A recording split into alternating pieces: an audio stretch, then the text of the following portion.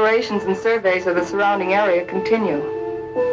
Morley and Thompson have set out toward the southeast to investigate the land and its potentialities. Oh, whatever's in your pants is your gender? Well, in that case, my gender is shit.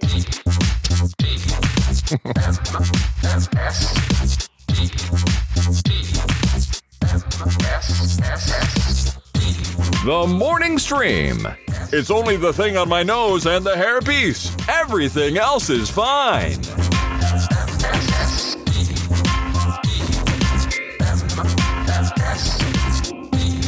Hello, everyone, and welcome to TMS. This is the morning stream for July 28th, 2026. I'm Scott Johnson. That is Brian Ibbett. Good Tuesday morning to you. Yeah, man. Happy Tuesday. This is our kind of our freebie Tuesday. We do trivia on the first and third Tuesdays, and then we do Puzzle Pint on the second Tuesday. The fourth Tuesday, it's Anything Can Happen Tuesday. Oh. And today just means it's going to be watch the Film Sack movie, because tomorrow night I've got a Jeopardy Interactive, which is individual, not team Jeopardy. It's like individual play Jeopardy. Still at the theater, though, where you do it? Still at the theater, but this time, instead of at the bar, it's actually in one of the theaters itself, and they put the questions up on screen, and you answer on your tablet or phone. Don't you get a little video of Ken Jennings for a minute? At the very beginning, say, "Hi, welcome to Jeopardy. I'm Ken Jennings." Yeah, that's his deal now. That's what he gets to do. He's the spokesman. He is. You think he'll ride that out till the very end? Like that'll be his gig until like it was for Trebek? I would. I mean, I would too. Sure. Yeah. Why not? mean, yeah. When you're Ken Jennings, it's not like there's everybody breaking down your door for like movie roles or things like that. And I'm sure, he's very good at it. He probably gets paid very well. Why wouldn't you? Sure. I wonder if the other guys, did Art Linkletter and Steve Allen, wasn't he Steve Allen he did Tonight Show for a while, but he did other stuff, right? I guess he did another game show. I'm trying to think who the other, was it just Linkletter, Trebek, and then Jennings after, of course, some tryouts with a bunch of different people. Who was the guy with a really long microphone that we always talk about? Gene Rayburn. Yeah, the inventor of the really long microphone. That's right. Co-inventor of the really long microphone. The Rayburn mic, you might call it. But he went to the bitter end, didn't he? That's all he did. I would think so. I mean, he looked like he continued Match Game past his actual death. Yeah. I think he was a zombie game show host for a couple seasons. Being propped up by a long microphone. Hey, Brett Summers, this blank. And if you're too young to know who we're talking about, go look him up. He's from a different era. We will admit that. That's right. Yep. Well, that's cool. I had a funny story. So this is crazy. You know that I've had. How do I put this? I've got a couple of very narcissistic forces in my life. One of them was married to my mother and is now in our rearview mirror as far as any of us are concerned. And the other was married to Kim's sister, who also passed away way too early from cancer. Mm-hmm. And let's just say her significant other is the very definition of the word narcissism. Mm-hmm. And so there hasn't been a lot of love lost there. It's just sort of like, we don't really communicate interact with them at all. Mm-hmm. Mm-hmm. And kind of figured that's how it would be for the foreseeable. And the other day, so Dylan at the job Dylan works in an insurance company. He's like a mid-range adjuster guy over there. This is my son-in-law, Dylan. And Dylan goes on these little golf meetings all the time. Apparently, the insurance business, there's a lot of golf meetings. That's a thing, I guess. Really? Yeah. It's my understanding. Okay. It's what I've been told. All right. So maybe someone in the chat can confirm if they're in that world. I don't know. But it just seems like there's a lot of like, oh, we're meeting with so-and-so about the new corporate plan, insurance plan they're working on or whatever. And so we're going to golf. And so we're going to do it on the golf course. Do it on the green. Yep. It feels like, I guess you see that in movies and stuff all the time. I guess I should have just assumed that it is, that it's all the time otherwise. It just feels like if that meeting doesn't go well and you do the meeting, holes 3, 4, and 5, then by hole 6, it's nobody's talking to each other, and can't believe you didn't want to make a deal. Yeah, and if you're doing the whole 18, you're really in for the haul. Exactly. It's like, I think we're just gonna do 9. Yeah, just hey, can we cut it to 9 and get out of here? Well, This is one of those meetings, and he goes to it. Now, the way it works at this particular golf course, this is my understanding, and I don't know the total details of it, but because it's a busy course and they get all kinds of people in there, instead of like just locking in your tee time and it's yours for just however many people you have. And in his case, it was just him and this guy, the dude he was meeting with. Yeah. The course will match you up with other people. Right. Another twosome. Yeah. This is probably very common, and I just don't golf enough. Yeah. We my friend Peter and I we can play PGA Tour golf. We can play real golf. Got matched up with very unfortunate people, very, very disappointed people at the beginning there. Didn't work out well for them. Not very well at all. No, go ahead. I'm sorry. So this happens, and he's waiting. They're waiting for this other pair to show up, and lo and behold, it's this ex-family member, Narcissist Man, and his new wife. Oh, geez, really? Who he married, by the way, I think less than 38 days after the death of Kim's sister. God. Okay. Part of the problem. Guy's a living nightmare. But anyway. Sounds like it. Oh, my God. And so it just, total happenstance. It's a course that Dylan barely ever goes. Like, it's absolutely one out of a million chance that you're ever going to get matched up with this guy. Of course. And there are no happy feelings between these two. Like, famously, back when Dylan was first dating Taylor, so we're talking 2014, 13, 14, I guess. He came to a family gathering, and this dude mumbled as Dylan walked by, and he goes, "I give that guy a week." Oh, no, really? Yeah, and we all heard him. I'm like, you're such an ass. Like, who cares how long it lasts? None of your damn business. Freaking knock it off. Yeah. So he's already got this, like, storied history, and anyway, they had to have this meeting and have this other pairing be those two chuckleheads who want to make everything about. I shouldn't say this about her. She seems nice. I don't know her, but she seems fine. Sure. I don't know why she's with him. The new wife, yeah, the new wife seems fine, but he's like, there's no way he didn't want to make all of that golf about him and try to direct conversation toward him, because it's just how he works. Because he's a narcissist. Yeah, the worst kind too. Like, there's only one narcissist. There's King Narcissist, and he's currently occupying the White House. Yeah. That thing that he does, though, I'm never wrong. Right. My lies are true. All that.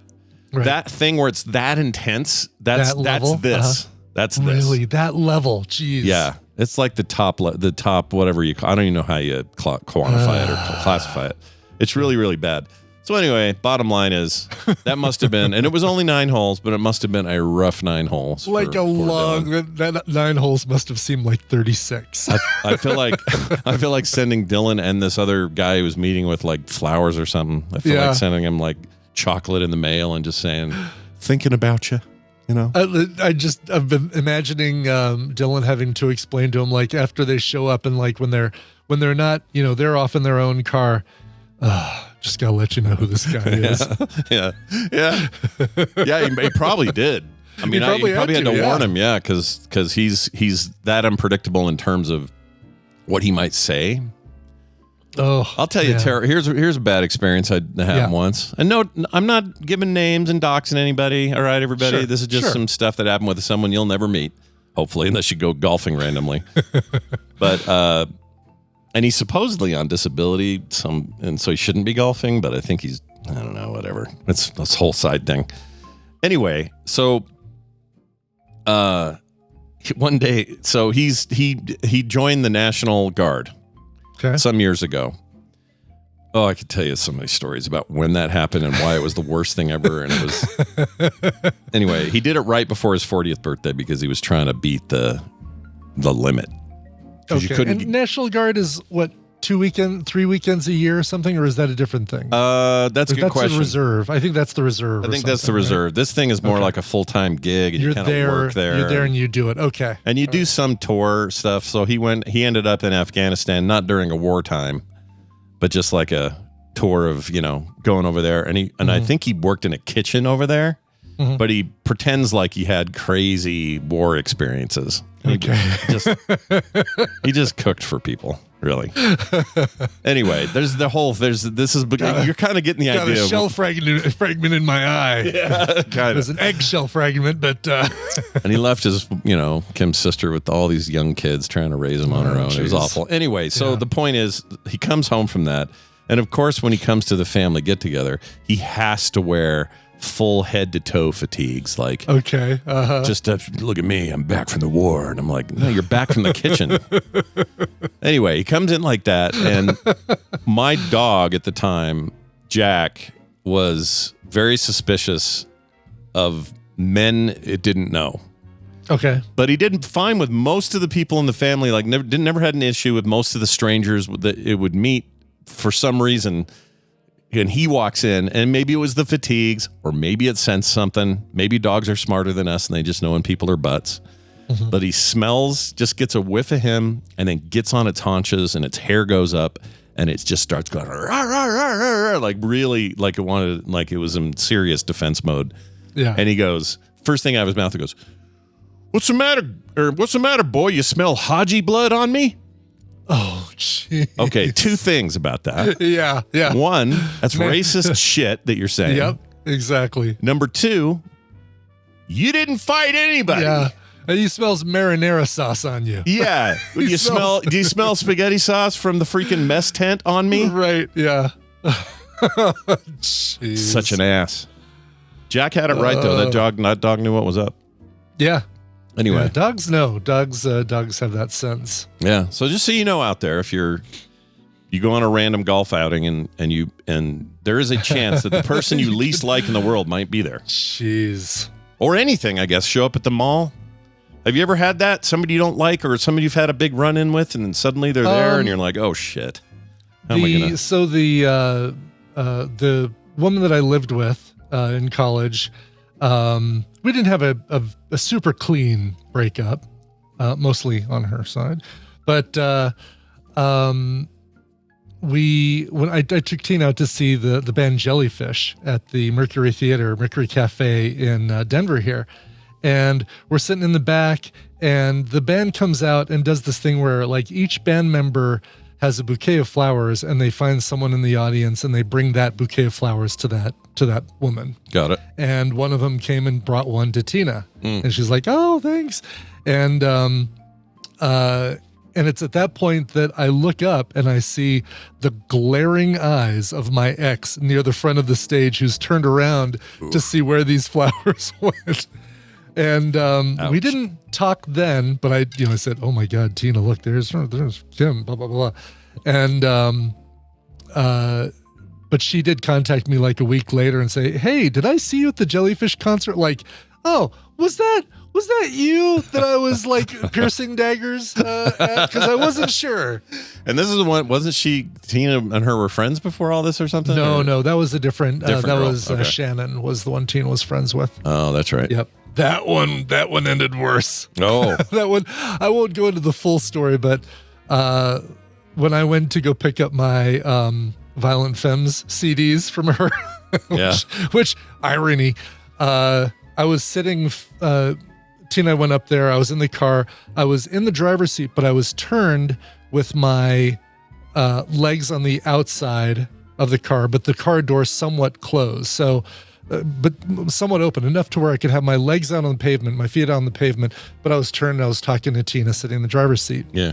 And Tina's eyes get big, and all of a sudden I look over and Shannon is running at the car, getting ready to like hit the car door with full force to snap my legs in the driver's side door. Oh my gosh, dude. That would have really been bad. That would have been bad. That could have hurt a lot. And she was, 100 pounds soaking wet or something. September says something about Shannon's, I swear. Yeah, maybe it is. Is there a Shannon thing going around? Maybe September has a bad Shannon story in her past as well. I don't think I know too many Shannons. I don't think. I like Michael Shannon. Well, really he's good. Yeah, no. If it's the last name, it's good. Yeah, if it's a first name, stay away. They're going to break your legs off. I'm trying to think. I mean, what are the Shannons? Do we must have Shannons in the audience in the tadpole, but I don't think I know. I can't even think of one. Yeah, I can't think of one either. Gotta be, though. Right? Yeah. I know there has to be. I don't know. Recently I was going through the list of most popular names for different decades, like what parents choose for names. Yeah. Craziest name, or the name that never moves from the number one position for like the last, 15 years or something, is Liam, is like number 1 or 2 every year. Really? Yeah. Crazy. Like Brian, don't know way any bad down. Liams. Scott, way down. Yeah. I'm not even in the top 50, I think. No. Brian's up there. It's higher. I think you're higher, but it's up there with an I, right? Yeah. Not that ridiculous. That other thing with the Y in it. Ridiculous with the Y. It's almost like an extra syllable somehow. What a little travesty that is. Yeah, Shannon Doherty. Okay, but and by all accounts, during the filming of 90210, because she and Kelly was Kelly's Gertz, not Jamie Gertz. Something with the G though. The blonde one. Yes, the blonde one. They notably had a little bit of a falling out there for a while, but apparently, way patched up long before Doherty passed away from, I think, breast cancer. Yeah, it was breast cancer, stage 4. I think she had. Jenny Garth. Jenny Garth. That's it. That's it. Thank you, Win Meg. Jenny Garth, Jamie Gertz. Yeah, they're all the same. What are we? Shannon Elizabeth. Okay. Oh yeah, I forgot about her. At least from her Showgirls. Is that I'm thinking of the right person, right? Shannon Elizabeth. No, that was Elizabeth. Oh yeah. Shannon Elizabeth was from American Pie, I think. Right, with the wiener in the pie thing and all that. That's right. Yep. She was the transfer student, and then yep. Yeah, she pretended to have a different accent or something, or she was from like Russia or Ukraine, and like Eugene Levy was just blind to the fact that she was in there trying to. Yes, do Elizabeth Berkley. That's right. That's the one from Showgirls and Saved by the Bell. That's right. How's she doing? She's got talent. Guys, look, it's time for the news, and we're here to inform, so we got to do that job. It's the news, and it's brought to you by Daily Music Headlines. Listen today and find out all about the concert in New Zealand where somebody pooped in the mosh pit. Yes, somebody just dropped one in the mosh pit. Everybody still ran around, and it caused a huge mess and a lot of vomiting, and the band had to postpone or had to pause the concert. It's a nightmare, dude. Total nightmare. That's horrible. Yeah. But the band is still on tour, so that's good. Okay, it didn't end the tour. Did not end the tour. Find out more at dailymusicheadlines.com. It has kind of a tour ending level of gross to me. It does feel like it. It's funny because when we got the paraphrasing of the story, the thing said the band continued their tour, and I said to him, like, well, of course they did. They're not going to say, that's it, somebody pooped in the mosh pit on our New Zealand show. The tour's over, folks. We're hanging it up. We're not even sure the band's staying together. Exactly. Yeah, I mean, you'd go on. But that story's going to follow you for a while, Now, show ending, I could see that because it's like, well, there's a whole section right in front of the stage where people don't want to go now. And they may have cleaned up the ground, but there's people who probably still smell. You know what? No encore tonight. This will be our last song. Gosh dang it, just hose everybody off and power hose it. Ugh. I mean, what is this? Woodstock? Come on, people. Gross. Yeah. Woodstock 99. That one was the worst one. Oh, DJ Stengel, is there photos in this? He found an article. Oh gosh, are we going to get to see some of this? Let's see. No, fortunately it looks like just New Zealand metal show ruined by a huge mess of shit in the pit. Gross. They ever pinpoint who did it? Like, I assume it was just a dude. Probably, yeah. Just a big loaf, and he went, oh, I can't hold it anymore. Go find the porta potty, you weirdo. Another concert goer remarked to the paper, Honestly, I've never seen anything go down like that. Trying to do my band meeting go down like that at a concert before. It was feral. The stink. There were heaps of people dry retching and someone else vomited on the dance floor. It was feral. I've been to a lot of gigs and never experienced that. Well, yeah. Yeah. And at the same time, this is kind of metal, you know? I know. It's more punk. Yeah, a little more punk than metal. You're right. But this band, I mean, you look at them and it's like, all right, yep, the two guys, you look at the photo of these guys? Yeah. Do you need a link? The two guys on the end, definitely in a metal band. Oh, without a doubt. Third woman, absolutely in a metal band. Yep. That second guy tech support works at Geek Squad for Best Buy. Yeah. He's like, I'm here for the lighting. I'm here to fix that. Right, this guy he has a face that says, oh, someone shit in the mosh pit. He already has that face. Yeah. Right. It's like he's expecting it. Yeah.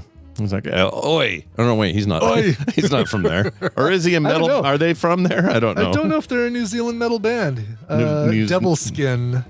Devil Skin. Interesting. Yeah, looks like they are. They're alt metal vets celebrating their 10-year anniversary of Be Like the River album, which topped the New Zealand charts. So I'm going to say they probably are. I love the headline. The New Zealand metal show ruined by, quote, huge mess of shit in the pit. Like this. According to the Otago Daily Times, one middle-aged audience member was identified as they, quote, shook a log, end quote, from their trousers. Shook a log? Shook a log from their trousers. Like, oh, I've pooped my pants. Shake out their pant leg into the mosh pit. It's like those security footage you see from grocery stores where people poop in the aisle. Yeah. Yes. Why do people, I just don't get it. I don't either. I mean, if you've got a log in your pant leg, go off to the side, run to the bathroom, something. Also, did a log, yeah. I would have felt like a log would have been less problematic. I mean, I don't want to get into the details here, but I figured this is somebody who was like, hosing the place down with diarrhea had lettuce. A little Taylor Farms lettuce, if you know what I mean. Yeah. No, I'm guessing, I think that log hit and then people just stepped on it and just went all over the place. Gross. That's how it gets bad. You start smearing it. Did I tell you I got a bag of Taylor Farm stuff and we didn't realize that You didn't tell me, but I heard it on Monday show. We talked about that's right. I brought it up on there. Just the short of it for TMS folks, it was or this particular TMS folks. They're both TMS by short. Right. My wife bought some. She did this kind of by accident because she wouldn't have done this had she known the name. Not because the snap peas are currently suspect, because they're not. Right. It's just the shredded lettuce. It just came. Yeah. We got a bag from Taylor Farm. Yeah. She because I made the joke. I was like, she goes, you want some snap peas for just to snack on? I said, oh, they'll sound great. As long as they're not from Taylor Farms, I'm all in. It was a joke. I didn't know. And she goes, oh, shit. And I went, what?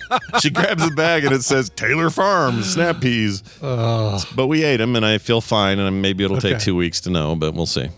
So far. That's bold. I think that's pretty brave of you. I mean, I know the problem is in the lettuce, but it just feels like there's always the potential of some cross-contamination or something. But maybe not. I mean, I guess they wouldn't sell at the store now that the recall is going on.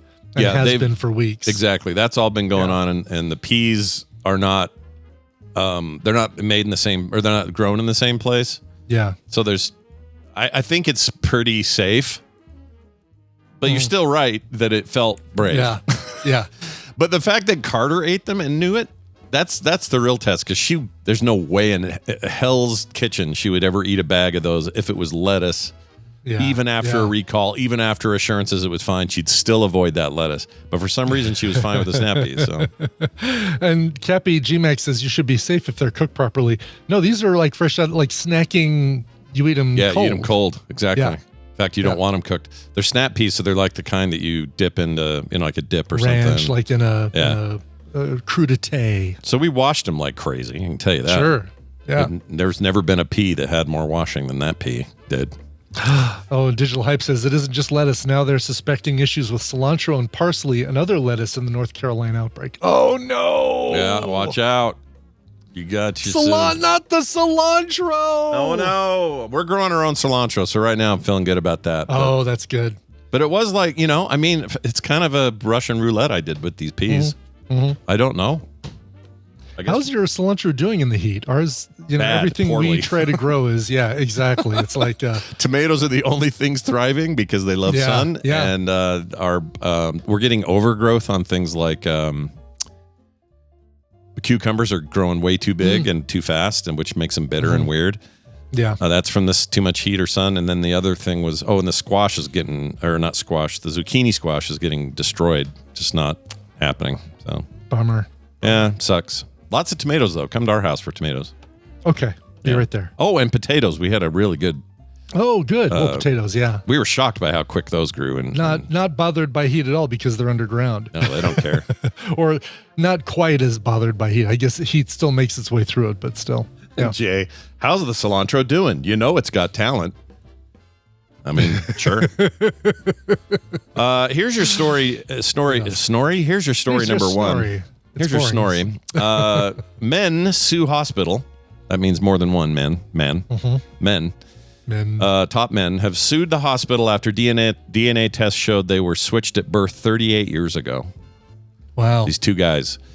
Families of the two men discovered through DNA tests that they were switched at birth, and that was almost 40 years ago, according to the accusing the North Dakota hospital of robbing them of the lives they were supposed to lead. Oh, jeez. But what if the life you're supposed to lead was this little switcheroo? Oh, look at that. Like, this is the sacred timeline. Supposed to is a very loaded phrase, isn't it? You can tell I'm watching Loki. This is the sacred timeline. This is, this is the life you were supposed to lead. Right. Like, honestly, when you say things like supposed to, that implies designed or planned. And BioCow is exactly right. Only one of them, the one with the worst life, should be able to say. There you go. You have to compare lives and say, all right, how's your life? Pretty good.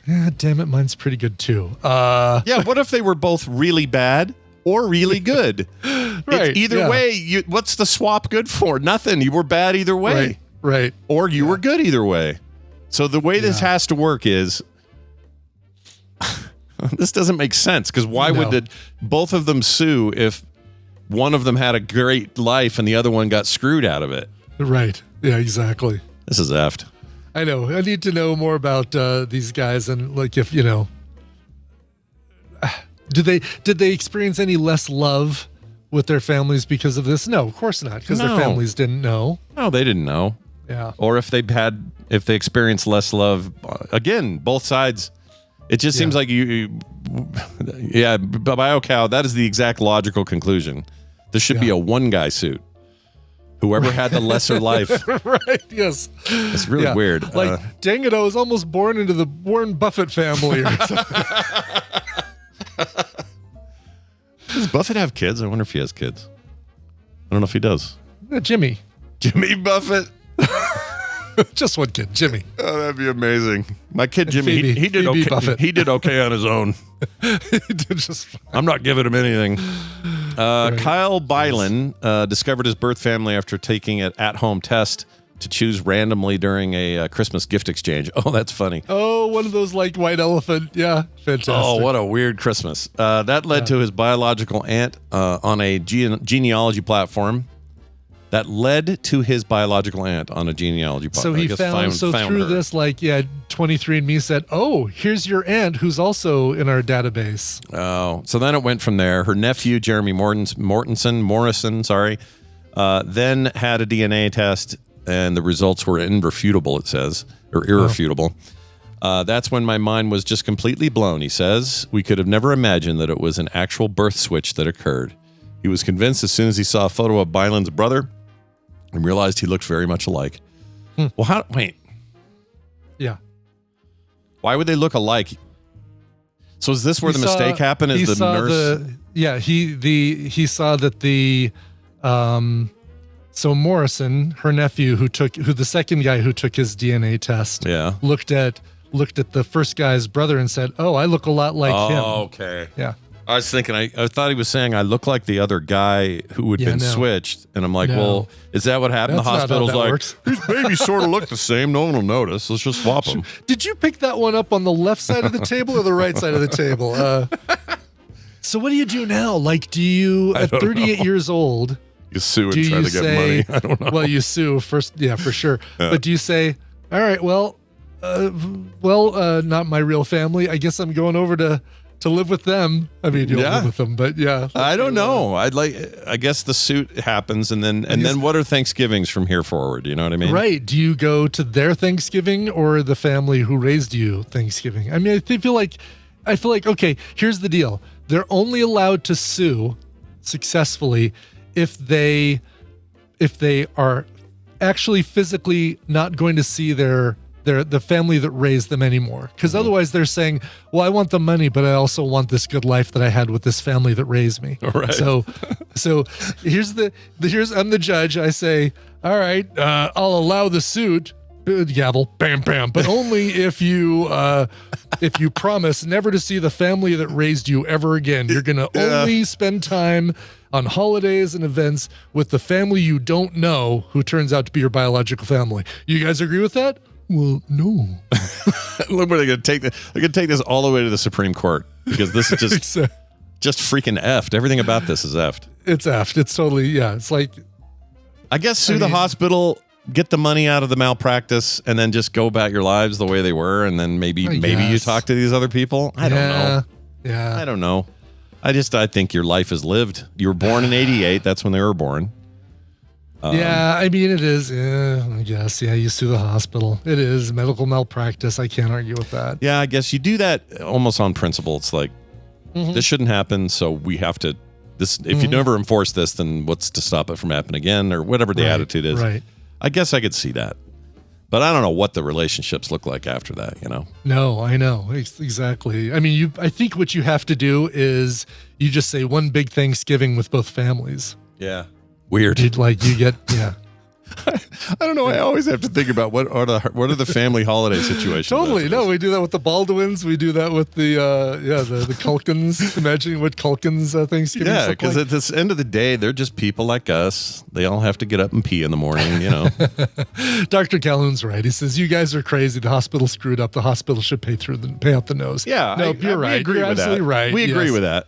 I totally agree with that. I guess fully agree with that. It's just, then what? Nothing? Right, it's fine. Exactly.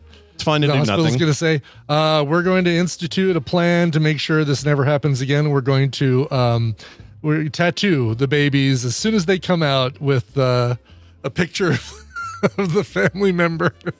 Yeah. So we can always match them up like garanimals and then go on like that. I think I should go to the next family get together and demand breastfeeding from the two mothers. Just demand it. Say, yes, I know you're not even lactating, but I need 10 minutes. I know. I was owed this milk. Yeah. Can we do that? I was owed this boob.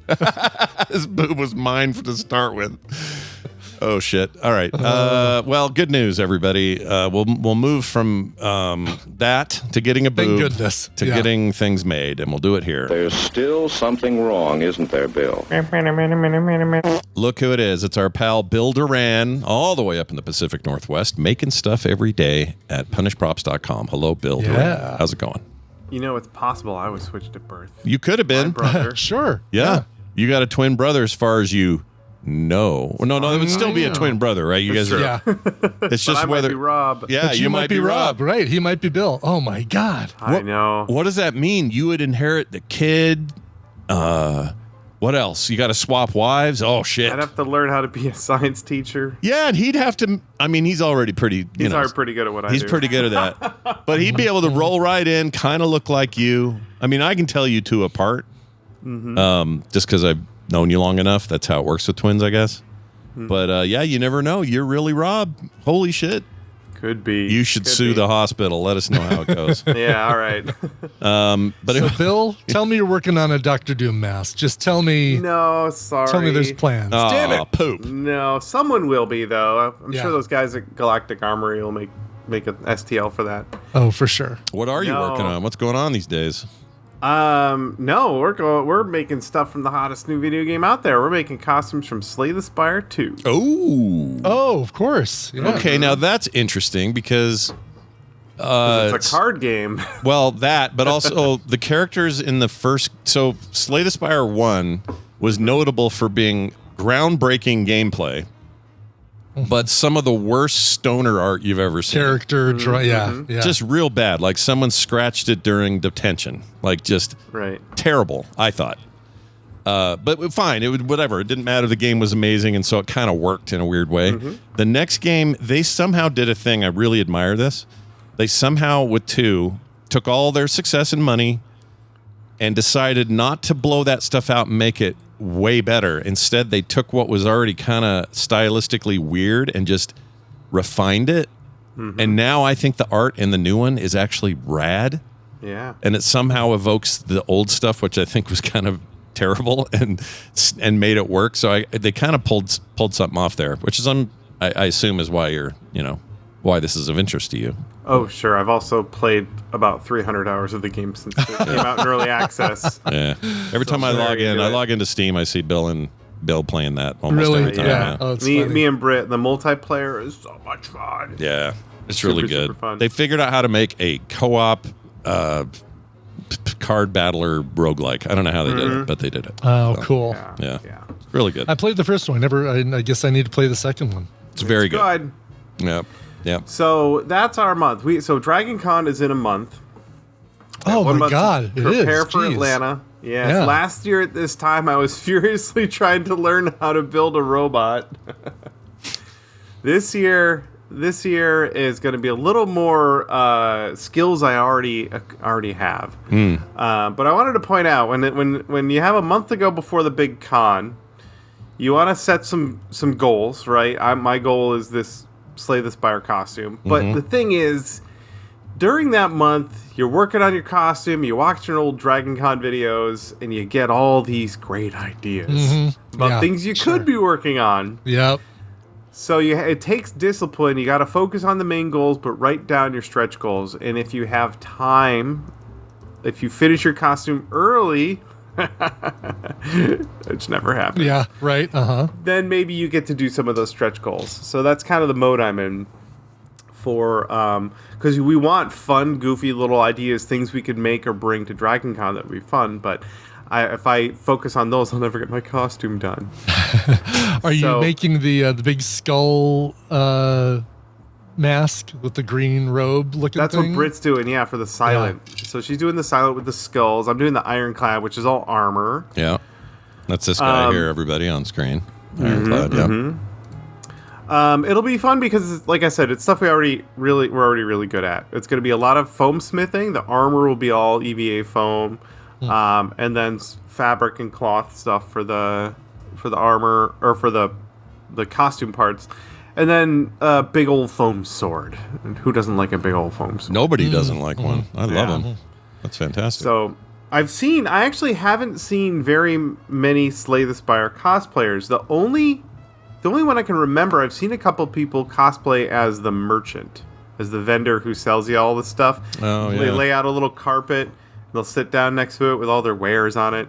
But I've never seen, like, Ironclad and Silent are, like, some of the classic characters from that game, and I've never actually seen one in person. So I'm really excited, because I know that there are a crap load of people are playing this game, so I know there are lots of fans out there, and they're going to see these characters, and they're going to lose their mind. So that's the goal. I think this is for the chat's sake, this is that vendor, which is a pretty cool design. Oh, that is really cool. Yeah. Right? Strange mask with the symbols on it, and so people will dress up like that, and they'll set up somewhere at a convention, and they'll have stuff to give away or trade or whatever. Oh, I love that. Yeah, so that's I've seen actually that a few great. times. That's great. But you're going to kind of corner the market on the other. You said, is this the Silent? No, this is what is this character with the horns and the? That's the Silent. That's the Silent with the mask. Yeah. Who's the one? They added another one, and maybe I can't remember. But the Silent and the Ironclad, these were from the first game, but then there's newer stuff in here too. You guys are going with the classics. Classics, we figure. The design will be from the new game, but we figure, people will recognize those two characters most readily. Yeah. Also, Silent's probably my favorite character. What is okay? I got a question for you from an artistic standpoint. It's one thing to make recognizable armor and or cosplay to look like a character. It's another thing, Borderlands is maybe a good example of this, but it's another thing to really hone in on the style that's being used in the game, and then somehow have that show up in real life, like in the Borderlands example, the cell shading and the ink marks that basically define that style. And so people have gotten really good at that, really honed that in. Is there any particular challenge in this way to take these somewhat flat 2D characters and have that come across? So people see it and go, holy shit, I can't believe how good that looks. You know what I mean? At some point, so like the modeling work, like making the actual forms out of foam and everything, that's pretty straightforward. But the finishing work, we're gonna have to have some conversations about how we want to finish it. Because you're right, it does have a little bit of a sort of flat-ish 2D sort of look to it.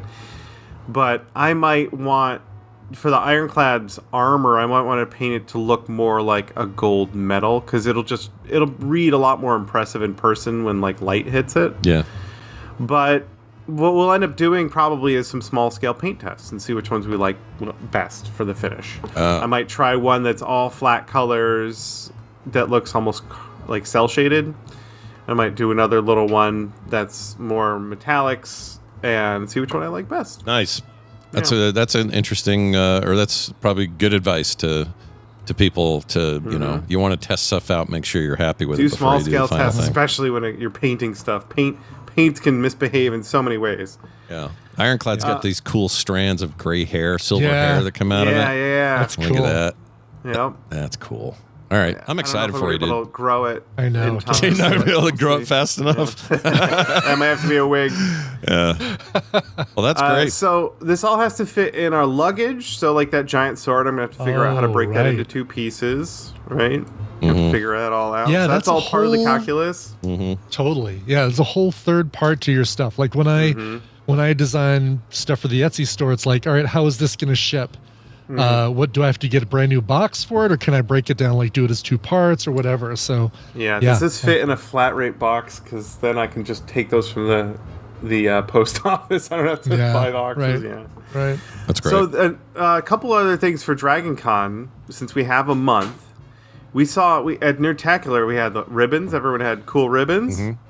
Yeah, well, that's a staple at Dragon Con, the badge ribbons. So if you're going to get ribbons made, order them now so you have time.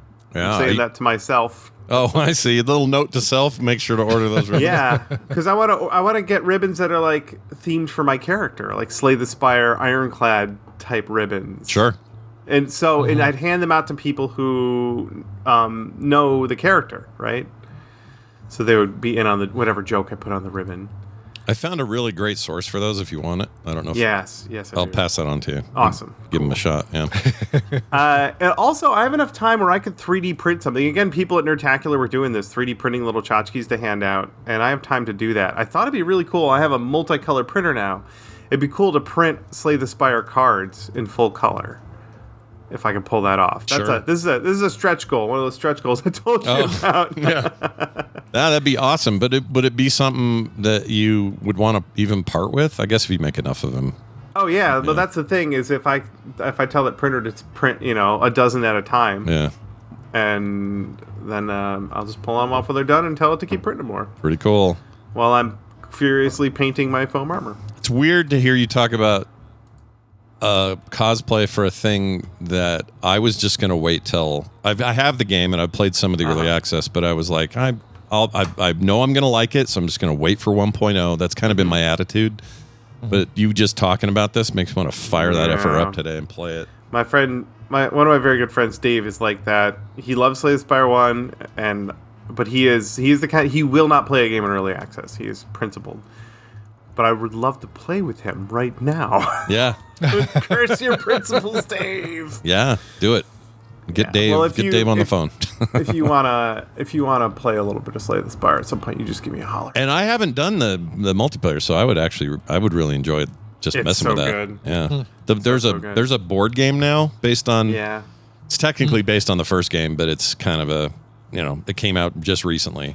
And Bo's been playing it with friends locally and just raves about that board game. He says, I don't know how they pulled it off, but they somehow made that work, and it feels good, and it's a lot like the co-op in the new game. And very good. Yeah, so I'm kind of interested in that as well. But yeah, pretty amazing. One developer made this thing. Wow. Yeah, look at it. Well, the first game. Yeah. He's got spending money now. So Oh, yeah. that was a huge hit. Well, Bill, this sounds great. Can't wait to see the results. And I know you got a lot on your plate leading up to that. So, Godspeed, wind to your back, all that stuff. May Zeus and Poseidon bless your voyage. Anything else you want to mention, like a little extra link or anything you got for us? Yeah. Our buddy Jazza down in Australia has been at it again. He worked along with Lumen's Workshop to build, they claim, the world's biggest D20. Look at that. It's very big. Wow. You know what? I'm inclined to believe them. Look at that thing. Yeah. Holy shit. It has an aluminum frame underneath it, but the outside is all EVA foam smithing. Which is why that guy is able to hold it up. Yes. Yeah, no kidding. Man, that's cool. Hold on. That's amazing. I'm going to skip down here and watch him roll it. Oh, my God. That is, I'm telling you right now, I would sacrifice much to have that in my yard. Yeah, sure. right. Yeah. Or in the house. I don't know where you keep it. You have to find a hill to roll it. That is so cool. All right. That's maybe the coolest thing I've ever seen. Sorry to every other video I've ever seen in my life. That one's the best. That's really very cool, Bill. PunishedProps.com and, of course, the Punished Props YouTube channel. Go sub if you haven't already. Bill, always a pleasure. And good luck, man. Sounds like a lot of fun this month. Yeah. Can't wait to see the results. Talk to you soon. Bye. I'll get your ribbon information over to you. Can you imagine driving by that park while these guys are out doing this? Oh, it'd be so cool. Just like I'd run into somebody because I'd be like totally staring at what they're doing. I'd probably have to get out. I'd have to get out and talk. I'd have to say, tell me more about what you guys are doing. Yeah. And I'd say, well, there are 14 dead bodies in there, and this is how we do our serial killing. Right. All right, guys, we've got an email here, a big one. Yeah, big one. This is from Jeff Sire, and we got this in our email thing. And he said this. This is Jeff Sire up in Canada. He says, Scott and Brian, on Wednesday you were talking about seals and crows that attacked people. And I thought I'd tell you about the wildlife where I work. Because of our security fence, we have inadvertently created a safe haven for some of the biggest asshole critters I've ever seen. He says this one jerk Canadian goose. I'm not shocked. I'm not shocked to hear that. Yeah. Oh my gosh, sorry. I just noticed out of the corner of my eye, they have to move it around on a giant trailer. Oh, that's funny. You wouldn't think you'd think that they could just strap it in the back of that pickup truck. It'll, I guess there's a bar on that pickup truck. Yeah, that truck's not because it's suited. so light is the problem. Yeah. Oh, I want this. Sorry. Got a little distracted. I got to close that tab. That's very awesome that they did that. Okay. Sorry, Jeff. Here, we're back to this. One jerk Canadian goose would make her nest right beside the back door of one of our standby generators. He works in a nuke facility up in an energy plant deal. Mm-hmm. I guess you'd call it a nuclear plant. Is that what you'd call it? I guess you'd call it that. Yeah, nuclear energy. Yeah, right. Yeah, just a plant. I don't know. Anyway, the door by their generators, I'd open the door and step out, and the goose would be about 3 feet away and start squawking and flapping its wings at me. Then there are the cormorants. Cormorants. Aren't they just corvids? Anyway. No. These are more like egret looking. They're like, they look like wading birds without the long legs. We have a lot of them here in Colorado, like black. They have the egret body shape, but little short, ducky kind of legs. Long necks, though? Yes. Okay. Yeah. I think we have some of this too here. Yep. You probably do. Yeah. These birds dive into our intake bay to go after fish. That's the water for the cooling, I guess. Oh, they sometimes get sucked into the water intake and end up in the screens inside the building and fly around inside and shit on everything. That's fun. Oh, jeez. He says, we had a falcon at one point that used to fly down and dive bomb people as they walked between two specific buildings. We ended up getting garbage cans at the doors with brooms in them, so we would wave our heads to keep the stupid falcons away. Jeez. Or wave over our heads, rather. Says, oh yeah, there are even eels. Really? Big, stinky, 3 to 4 foot long eels. Eels are gross, man. You take them out of the water, they got that weird stuff they excrete, and it reeks. Eels are gross. Anyway, those get stuck in our condenser tubes. They smell. My God, they stink, he says. Of course, by the time we pull them out, they are dead, but God forbid we throw them away. No, feed them to the falcon. He goes, no, we are good environmental stewards, so we bag the corpses and throw them in a freezer with the dead cormorants once a month. So once a month, someone from the Ministry of the Environment can come by and say, yep, these are dead eels and cormorants. I work with a cutting-edge nuclear plant. There it is, plant. Yeah. Now let me grab my broom and wave off the falcons, says Jeff Sire. What a job, dude. Does the Ministry of the Environment like take them away, or do they just like identify them and say, yep, those are dead? Throw them in the microwave. It's Janice's birthday. God. We're having cake and cormorants. Come into the break room. Microwave eel. Yeah. Oh, jeez. Can you imagine? They really stink, though. He's not wrong about that. I don't remember why I know that. I think it was some tasty, though. They are eels tasty? I don't know if I've ever had eel. You've probably had freshwater eel with sushi. Oh, I probably have. It's always one of the cooked things. It's like unagi, I believe, is your freshwater eel. Oh, I've definitely had it then. And it's got the duck sauce on it usually. Oh, it's one of my favorites. So why did I think I guess I've never had eel in the sense of like I don't know. Right, like here's an eel on your plate, all laid out and like they do in some parts of the world. Gross. Yeah. Gross. Yeah, I don't think I have. The only time I've ever had eel, to my knowledge, is like a nigiri sushi or in a roll. Ozymandias in the chat says, I love sushi, but no eel, please. I mean, I guess it's to taste, right? Yeah, it's a softer meat when it's cooked and put on rice. My wife can't eat, what is it? What's the kind of, it's kind of rubbery on purpose. Oh, octopus. Yeah, she can't do octopus for that reason. But I love it. I love it too. Yeah, I could do some octopus. It holds the wasabi real well. Yeah, it does. It's so good. Oh my gosh. It's really, really good. Kind of want that right now. All right, let's get out of here. Oh, send us your emails, everybody. themorningstream@gmail.com, or you can use the quick the cast deal, whatever it's called, voicecast.app/TMS. That is embedded right on our website, so you don't really have to go anywhere. Just go to frogpants.com/TMS. Yep. Along with all our other info, you'll find it there. There will be a Frog Pants Plays today at 1. I'm not quite sure what I'm playing yet. I might finish the Power Wash Star Wars stuff, which I'm not done with yet. Nice. I watched you do a little bit of the Cantina. It's fun. Yeah, it looks fun. I mean, it's brainless fun. Like you're just cleaning stuff and getting dopamine hits from it, and it is what it is, but I really enjoy it. So anyway, watch for that about 1 p.m. Brian, you got anything today we should mention? Today, no. Ever closer, I figured out the logistics. So having to hook up the Steam Deck to my covert dock and then into the Shadowcast, the Genki Shadowcast, to make it all work, but should be able to get that working hopefully today. Maybe a little bit of dispatch at some point today. That'd be great. Yeah, that'd be super cool. Yeah. One of these days I should do a tutorial on it. I'm sure a million exist, but I started using this software called Sunshine and Moonlight. Okay. And Sunshine is the server stuff you put on a Windows machine, and Moonlight you put anywhere, on a phone, tablet, Steam Deck, whatever. Mm-hmm. Mac, that doesn't matter. There's versions for all of it. It's all open source and free. Mm-hmm. And it basically turns your local network into what GeForce Now does over the internet. So like hyper fast, low latency game streaming. Really? To any device. So the idea is like, for example, I could stream without hooking up to all these things. Actually, okay. The blocks just fell in place. 100% you could. Yeah. Like this would solve all your issues. Because I stream from my Mac, so basically I put Moonlight on my Mac and then put Sunshine, you said, on the Steam Deck, or vice versa? It's the other way. Sunshine is the server stuff, and it's super easy to configure. It's all GitHub stuff, so at first it's got that kind of like, oh shit, open source, it's going to be weird and fiddly, but it's really not. It went like that.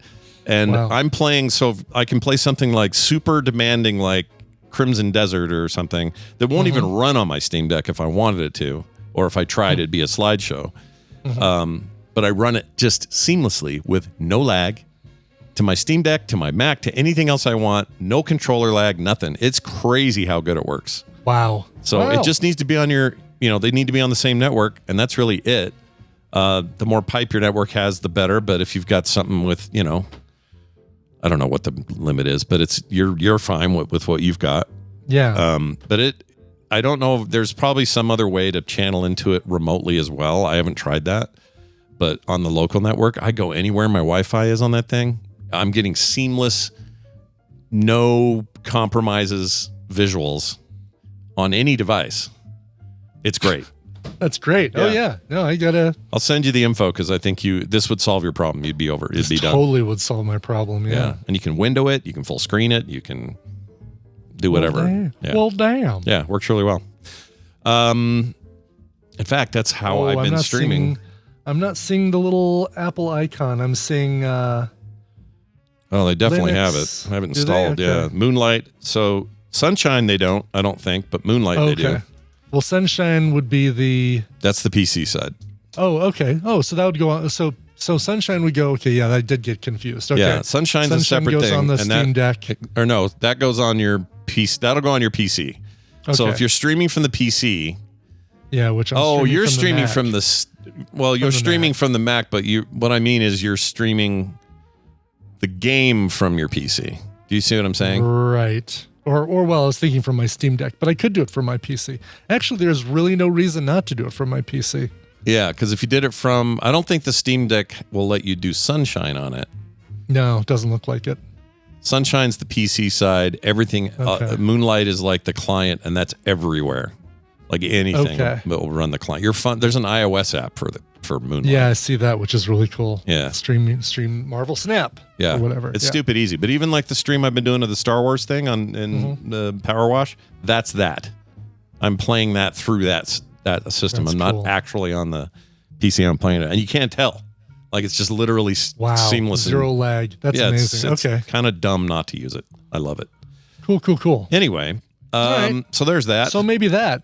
Maybe that. We'll see. Hey, that's going to do the show for us. We need to play a song, though, so we can say that we did. We do. And this is a fun one. This one is going out to Nikki Ackerman's Dr. Nikki. Yeah. Dr. Headbutt. Oh, can I play this for her? Hold on.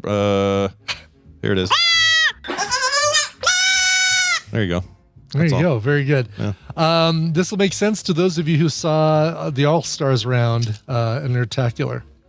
Dear Straps and Boxes, this is a double request because July 27th is my 33rd birthday, but it's also the day my partner John moves in with me. We've been waiting for this for 8 years, so it's a big freaking deal. I hope we don't break our back-ack-ack-acks while moving boxes and that nothing fragile gets crack-ack-ack-acked and the moving van doesn't get jack-ack-ack-acked. I definitely can't wait to unpack-ack-ack-ack all my knick-knack-ack-ack-ack-acks. If you haven't figured it out, I thought a cover of Moving Out would be a great soundtrack for this reason, and those of us who are at Nertacular would appreciate the throwback-ack-ack-ack-ack. Nice.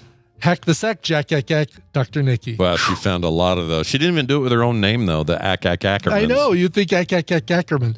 But she also said, P.S. Dr. Tolbert is definitely not a quack, and definitely killed it at All-Stars. I agree. Yes, he did. Yeah. It was amazing. Yep.